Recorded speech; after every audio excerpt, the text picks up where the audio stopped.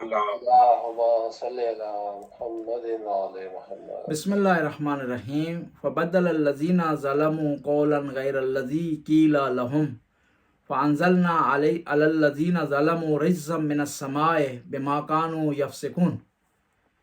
جب ہم نے انہیں کہا کہ تم معافی مانگ کر کے اس دروازے سے داخل ہو جاؤ تاکہ تمہاری معافی قبول ہو جائے، تو انہوں نے جو لفظ ہم نے کہا تھا معافی کے لیے حتہ، اس کو تبدیل کر کے ہنتا کہنا شروع کر دیا۔ حتہ کا معنی ہے معاف کر دینا، اور ہنتا کا معنی ہوتا ہے گندم۔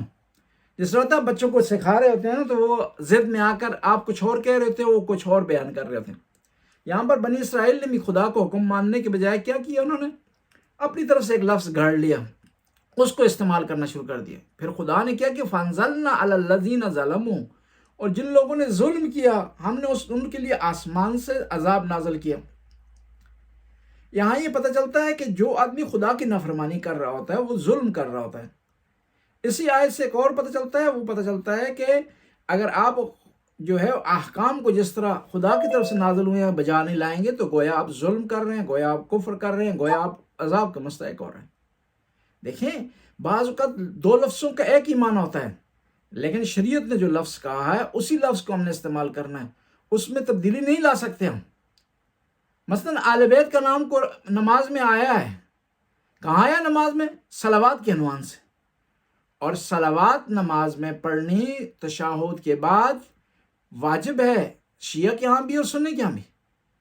اور اگر وہاں پر انسان یہ کرے کہ یہاں صلوات کے بجائے خود آل بیت کا نام لینا شروع کر دے، تو وہ جائز نہیں ہے، نماز صحیح نہیں رہے گی، کیونکہ حکم آیا ہے کہ آپ نے وہی الفاظ استعمال کرنے ہیں نماز میں جن کا حکم آیا۔ دیکھیں، آپ اللہ اکبر کرتے ہیں نماز کے شروع میں، اللہ بھی اس کا نام ہے، اور خدا کے متعدد نام ہیں۔ مولا امیر المومنین نے زیارت دعائے جوشن کبیر میں 1000 نام گنے ہیں اللہ کے، یعنی اللہ محدود نہیں ہے، جب وہ خود محدود نہیں، اس کے نام بھی لامحدود ہیں۔ لیکن یہ ہے کہ جب آپ نماز میں اللہ اکبر آپ نے کہنا ہے، تو آپ وہاں پر جو ہے وہ السمیع اکبر نہیں کہہ سکتے، مالک اکبر نہیں کہہ سکتے، ذوالجلال اکبر نہیں کہہ سکتے، رب الارباب اکبر نہیں کہہ سکتے۔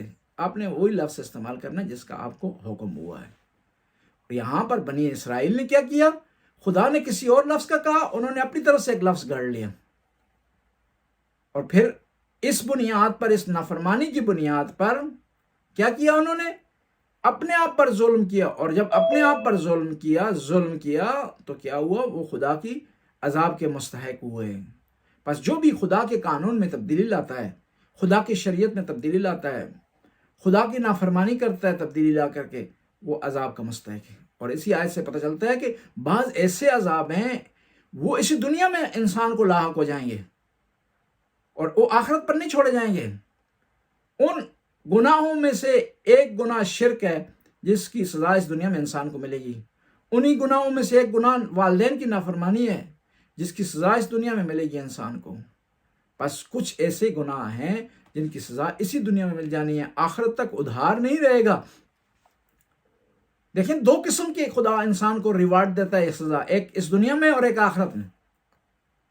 اب بعض اوقات لوگ سوال کرتے ہیں کہ یہ جو غیر مسلمان ہیں، ہندو ہیں، عیسائی ہیں یا یہودی ہیں، یہ لوگ، ان میں جو اچھے لوگ ہیں، اچھے کام کرتے ہیں، انسانیت کی خدمت کرتے ہیں، انسانیت کی فلاح کے لیے کام کرتے ہیں، انسانیت کی بھلائی کے لیے کام کرتے ہیں، انسانوں سے ہمدردی کرتے ہیں، خوش اخلاق ہیں، وقت کے پابند ہیں، وعدہ وفا ہیں، عدل و انصاف کرتے ہیں، ان کا کیا بنے گا؟ خدا تو عادل ہے، ہو نہیں سکتا ہے کہ ان کے نیک کاموں کا انہیں بدلہ نہ دیا جائے۔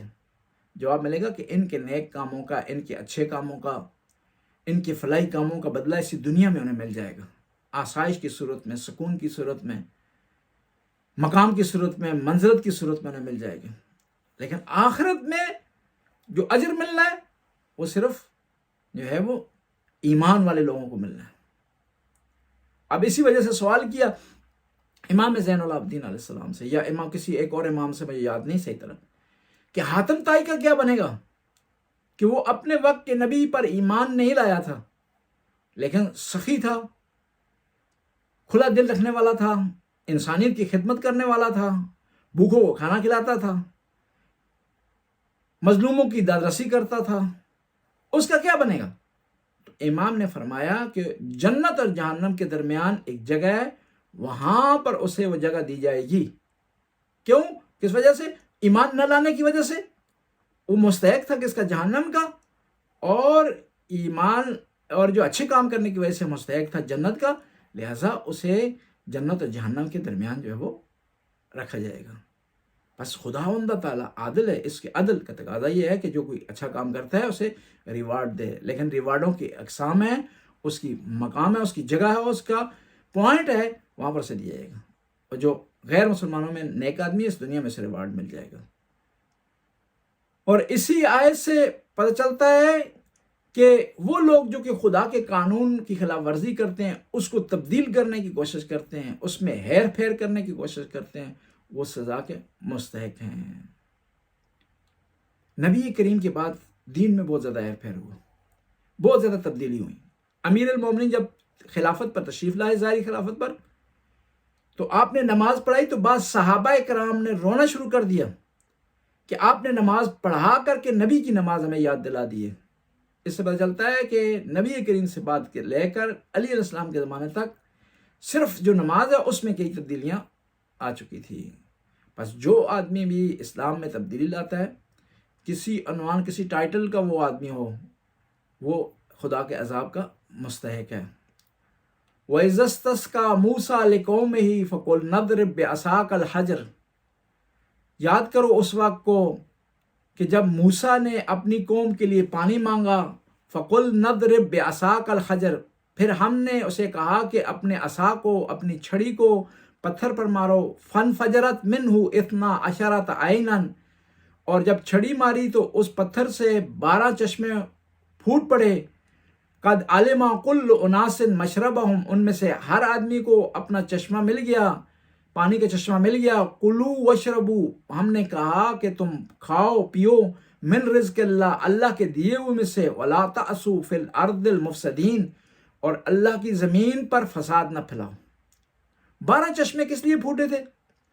12 چشمے اس لیے پھوٹے تھے کہ بنی اسرائیل کے جو 12 قبیلے تھے، حضرت یعقوب کے 12 بیٹے تھے، اور ہر بیٹے کی اولاد ایک قبیلہ بنی تھی، اس بنیاد پر جو ہے وہ 12 چشمے پھوٹے تھے۔ اور یہاں پر ایک اور جو نقطہ نکلتا ہے، خدا کہہ رہا ہے وَإِذِ اسْتَسْقَىٰ، یاد کرو، ریمائنڈر، یعنی خدا ہمیں سکھا رہا ہے کہ ریمائنڈر انسان کے لیے ضروری ہے کہ اس کو بار بار ریمائنڈ کیا جائے۔ دیکھیں آپ کا بچہ ہے، اس کو صرف جوتے پہننے سکھانے کے لیے آپ کتنی بار اس کو یاد دہانی کرواتے ہیں، بار بار اسے سکھاتے ہیں، پھر بھی الٹے پہن لیتا ہے۔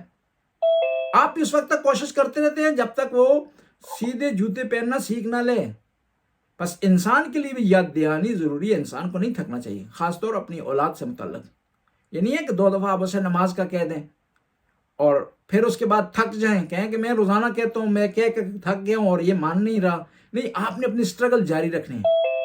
خدا بھی بار بار قرآن میں کہہ رہا ہے وَإِذِ اسْتَسْقَىٰ، یاد کرو اس وقت کو جب موسیٰ نے اپنی قوم کے لیے پانی مانگا، یعنی خداوند تعالیٰ نعمتوں کو یاد کروا رہا ہے کہ دیکھیں ہم نے، اے بنی اسرائیل، اے مدینہ کے یہودیوں، تمہارے جو بزرگ تھے، جو موسیٰ کے فالوور تھے، اپنے آپ کہتے تھے، ان کے لیے کتنی نعمتیں ہم نے بھیجی، کتنے انعام کیے، معجزوں سے انہیں نوازا، لیکن پھر بھی وہ غلطی پر رہے۔ اور یہ بھی یاد رکھو، تم بھی اگر پیغمبر کی جو نعمت ہے تمہارے پاس اس کی قدر نہیں کرو گے تو تمہارا حشر بھی بنی اسرائیل والا ہوگا، وہی حشر ہوگا، اسی طرح تم پر عذاب نازل ہوگا۔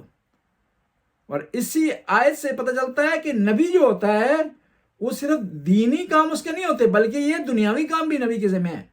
دیکھیں پانی مانگنا، خدا کی طرف سے نعمت مانگنا، من و سلوہ مانگنا، رہنمائی کرنا، یہ سارے کام حضرت موسیٰ کرتے تھے۔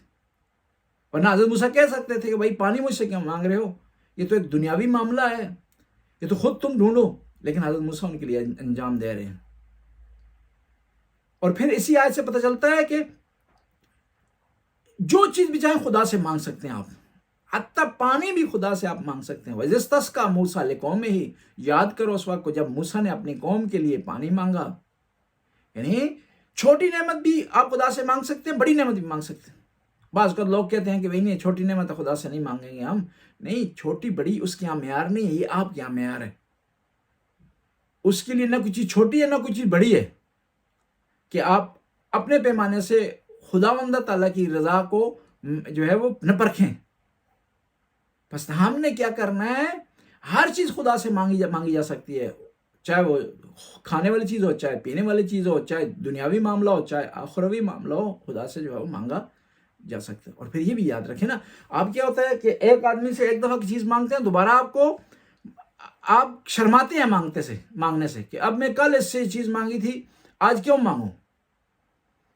تو جواب یہ ہے کہ دنیاوی لحاظ سے آپ ٹھیک کرتے ہیں کہ ایک آدمی سے بار بار مانگیں گے تو پھر وہ آپ کے لیے دروازہ بھی نہیں کھولے گا، بار بار مانگیں گے تو آپ کا فون نہیں اٹھائے گا. لیکن خدا کے ایسا نہیں ہے کہ آپ کوئی چیز بار بار اس سے مانگیں، وہ اکتا جائے یا آپ کے لیے شرمندگی کا باعث بنے، یا آپ کو عطا نہ کرے، یا اپنے دروازے کو بند کر دے، یہ رابطہ آپ سے کاٹ لے. ایسا نہیں، بلکہ خدا وہ ذات ہے جس سے جتنا مانگا جائے وہ اتنا ہی خوش ہوتا ہے، بلکہ جو نہ مانگا ہے اس سے ناراض ہوتا ہے. اور جو نہیں مانگتا خدا سے، اس کو خداوند تعالیٰ تکبر شمار کرتا ہے، متکبر شمار کرتا ہے کہ یہ آدمی متکبر ہے. اس لیے کہ نماز کے بعد اگر دعا کے بغیر اگر آپ اٹھ جائیں نا، تو آپ کی نماز بھی آپ کے واپس کر دی جاتی ہے، منہ پر مار دی جاتی ہے کہ یہ آدمی متکبر ہے، خدا سے مانگ نہیں رہا، اس کی نماز کی ضرورت بھی نہیں. بس خدا سے مانگا جا سکتا ہے ہر چیز کو، لیکن مانگنے کے آداب ہیں. وضو کیا جائے، 2 رکعت نماز پڑھی جائے، درود کی تلاوت کی جائے، خدا کے اسماء سے اسے یاد کیا جائے، خدا کی نعمتوں کو یاد کیا جائے، اپنے گناہوں کا اقرار کیا جائے، پھر اس کے بعد دعا مانگے تو دعا جو ہے وہ ضرور قبول ہوتی ہے. اور بعض مواقع ایسے ہیں جہاں دعا ریجیکٹ نہیں ہوتی. امام حسین کے حرم میں دعا ریجیکٹ نہیں ہوتی، اذان اور اقامت کے درمیان دعا ریجیکٹ نہیں ہوتی، 2 جمعے کے خطبوں کے درمیان دعا ریجیکٹ نہیں ہوتی، اور جب بارش برس رہی ہو تو دعا ریجیکٹ نہیں ہوتی. اور بعض اوقات دعا ہم کرتے ہیں، ساری شرائط پوری ہوتی، پھر دعا قبول نہیں ہوتی. اس میں مصلحت یہ ہوتی ہے کہ جو چیز ہم مانگ رہے ہیں وہ چیز ہماری مصلحت میں نہیں ہوتی، ہماری فلاح میں نہیں ہوتی، ہمارے فائدے میں نہیں ہوتی، اور خدا کو پتہ ہوتا ہے یہ ہمارے فائدے میں نہیں ہے، اس لیے وہ ہماری دعا کو قبول نہیں کرتے. اس لیے دعا جب کریں نا تو کہیں خدایا اگر یہ میرے فائدے میں ہے، چیز میرے نفع میں ہے تو مجھے عطا کر. یہ نہ کریں، اصرار کریں کہ مجھے یہ ملنی چاہیے. بہت سی چیزیں ان میں ظاہری طور پر ہمیں نفع نظر آتا ہے، منافع نظر آتا ہے، اچھائی نظر آتی ہے، لیکن خدا کے نزدیک خدا کو پتہ ہے کہ آئندہ کیا ہوگا، کیا ہونا ہے، وہ چیز ہمارے لیے اچھی نہیں ہوتی. اور پھر اسی آیت سے پتہ چلتا ہے کہ حضرت موسیٰ نے 2 معجزے یہاں کیے. ایک معجزہ یہ ہے کہ حضرت موسیٰ نے پانی نکالا ہے، الحمدللہ. دوسرا معجزہ یہ ہے کہ 12 چشمے نکالے. عصا ایک ہے، ضربت ایک ہے، ایک دفعہ ہٹ کر رہے ہیں اس کو، لیکن جدا جدا 12 چشمے نکل گئے ہیں اس پتھر سے. یعنی 2 معجزے حضرت موسیٰ نے جو ہے وہ کیے، یہاں پر انجام دیے. اور اسی آیت سے پتہ چلتا ہے کہ انبیاء کی جو دعا ہوتی ہے وہ مستحب، اور دعا جو مستجاب ہوتی ہے، یعنی دعا ضرور قبول ہوتی ہے. اس لیے جب انبیاء کی دعا مستجاب ہوتی ہے تو کسی نبی کا واسطہ دے کر کے دعا مانگی جائے گی، وہ دعا بھی ضرور مستجاب ہوگی، وہ دعا بھی ضرور قبول ہوگی. اور اسی آیت سے پتہ چلتا ہے کہ جب آپ کو خدا کی طرف سے نعمتیں مل رہی ہو نا تو فساد نہ کریں، نعمت آپ کی عبادت میں اضافہ کرے. اور یہاں یہ بھی عرض کروں، جب آپ بچوں کو سہولتیں زیادہ دیتے ہیں نا تو پھر ضروری ہے کہ کنٹرول بھی کریں. ایک گاڑی اگر آپ نے بچے کو خرید کر دے دی ہے علیحدہ تو ضروری ہے کنٹرول کریں کہ گاڑی کو کہاں استعمال کر رہا ہے. بچے کو آپ زیادہ پیسے دیتے ہیں اور یہ بھی چیک کریں کہ وہ پیسے کہاں استعمال کر رہے ہیں. اور بعض اوقات بچے زیادہ نعمتوں کی وجہ سے خراب ہو جاتے ہیں، زیادہ سہولتوں کی وجہ سے خراب ہو جاتے ہیں.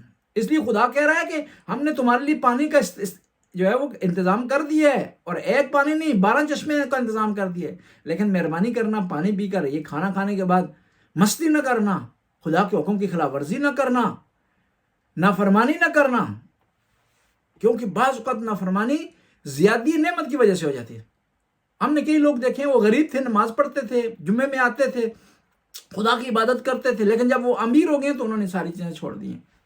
اس لیے خدا کہہ رہا ہے وَلَا تَعْثُوا فِي الْأَرْضِ الْمُفْسِدِينَ، زمین میں فساد پھیلانے والے نہ ہو. کھاؤ پیو, کھانے پینے میں کوئی حرج نہیں ہے, حلال کھاؤ حلال کماؤ, لیکن خدا کی نافرمانی نہ کرو. اور کھانا پینا تمہارے لیے جائز ہے, صحیح ہے, مناسب تم کما رہے ہو, مناسب تم کھا رہے ہو, لیکن یہ غلط طریقے سے کما رہے ہو یہ بھی صحیح نہیں ہے. پھر حلال طریقے سے کما رہے ہو لیکن غلط جگہ پہ سے خرچ کر رہے ہو, یہ بھی جو ہے وہ صحیح نہیں ہے. یہاں پر آج اس کو ہم مکمل کرتے ہیں.